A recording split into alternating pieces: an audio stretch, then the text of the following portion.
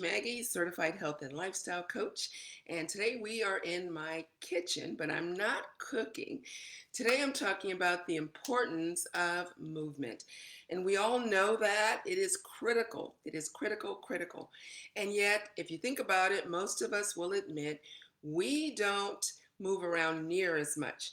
We try to find the closest parking spot to the store. We have remotes for everything so that we don't have to get up. And yet we need movement. And particularly as we are going into the colder weather, it's in the 30s here, we definitely need to keep moving. And it may not be ideal to go outside. So, what are some things that we can do inside? And so today I want to talk about the lymphatic system. Now, before you shut me down, this is something that is really relatively new in medical science.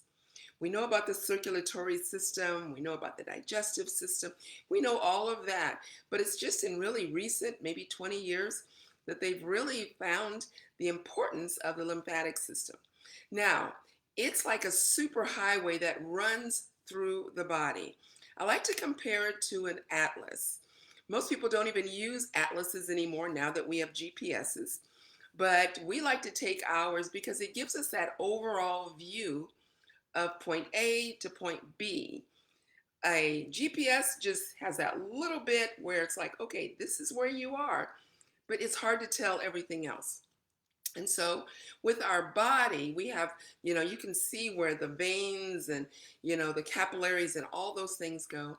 But the lymphatic system is a super, super highway that carries this fluid throughout the body. Now, we're familiar with, for example, sometimes people will say, well, my lymph nodes are swollen. And more than likely, we've all had that. Especially you think of a child with strep or an adult, you get those knots. I've had those before. Maybe you've had your adenoids removed. We hate to hear the idea that, for example, if they have found cancer, that it's in the lymph nodes. Because again, that's like free access to our body. So if we get those areas stagnant, if things begin to congest and develop there, then it's just a matter of time before it's throughout the body. The interesting thing is that the lymphatic system, it does not have any kind of way to move things other than our movement. That's why it's so critical. Okay, so think of, for example, often when they're describing it, doctors, they'll often use the analogy of going through a toll booth somewhere, for example, even at the airport or a lot of parking garages. And you take your little ticket, you park.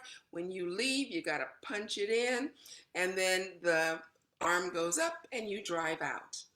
But again, it has to be manually done. And it's the same with your lymphatic system. Now, you may say, why do I care?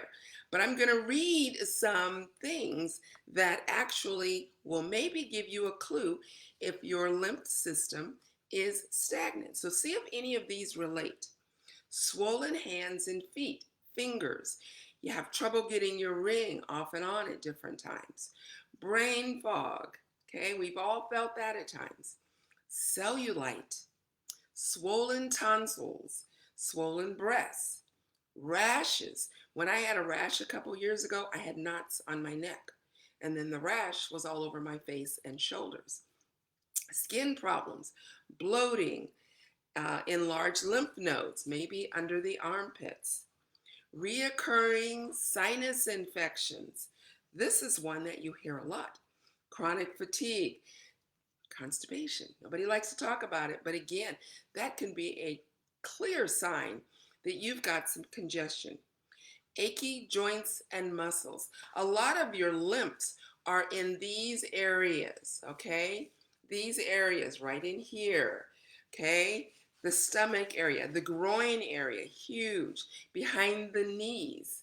All of these areas are places where the lymph system, there's lots going on there. Okay, so those are things. Food sensitivities, that is so common today. Parasites, worsening allergies. Don't we hear that all the time? Oh, my allergies, my allergies. Well, maybe it's more than just what we think of with allergies, but maybe your lymphatic system isn't flowing. Again, back to that analogy, what tends to happen is that, for example, let's say you are 5 cars behind and you're waiting to get through because you've got someplace to go. But the person that is at the booth, they're trying to find their ticket and they're like, I don't know where it's at. Or maybe it's one where you have to pay. They can't find money. So what happens? Can you move if they don't move? No. And that's where disease starts to happen. Everyone's getting irritated. The line is getting longer and longer and longer. But we can't move until that car up front moves. And so that's where the danger starts to happen. So we need to be moving. And again, as I said, it's getting colder. We're like, oh, I don't want to go outside. But today I want to talk about something very, very simple that you can do starting right now. And that is bouncing. Now, I have a mini trampoline, and I was going to try to pick it up and show you, but you know what those look like. And I'll put in the comments, if you're not sure, check the comment for this video, and I'll show you, or if you're interested in getting one. I have had mine probably 10 years easily, and I love it. I can move it around, I can get on it, I can do it while I'm watching TV, I can do it in the kitchen, I do it in my sunroom. You can move it, and it's great. It's just a mini version of a big trampoline, but they're great. But let's say you don't have one, or you have some medical issues and you're thinking excess weight, you've got conditions that you think, there is no way I'm going to be bouncing. It's as simple as literally standing and then just keeping your toes on the ground and your heels, you're lifting your heels. And believe it or not, you are starting to move things. Now, let's face it, it's slower than using a trampoline, but you still get the idea. So you're bouncing and you can do it as fast or as slow. Now, if you get to the point where you're like, okay, that's too easy, then just bounce at the knee. Same idea. But again, you would be amazed. If I had been doing this from the beginning of this video, I would probably be slightly winded. Not a lot, but a little bit. But again, it just goes to show. So for example, washing dishes, brushing your teeth, cooking a meal, making your coffee, just something at work, at the copier, on a phone call, until the person goes, are you exercising? So whatever it is, we need to be moving. Do you have any of those symptoms that I mentioned? If you've got several, there's a good chance that you've got some blockage somewhere. There's congestion, and it's an open invitation for things to start to develop.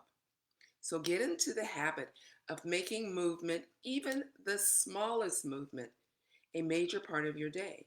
So again, do it periodically through the day. You may say, well, that's not going to do much. But if you did it first thing in the morning, which is an ideal time, because you've been laying horizontal for 6 to 8 hours. So as you're brushing your teeth, bounce, bounce, bounce, bounce. If you want to get your arms in, absolutely. You can actually get an easy little workout that's not going to have you sweating. So again, you could do this at work. You could do it before dinner. You could do it after dinner, before bed. It's not going to tire you out, but it's going to keep things moving. And that's what we want. Just like when we're in traffic, we want the traffic to keep moving. We hate when there's a bottleneck. We hate when there's an accident up ahead because it means sitting. Okay? So again, let me just go through these really quickly. And then I want you to put a comment.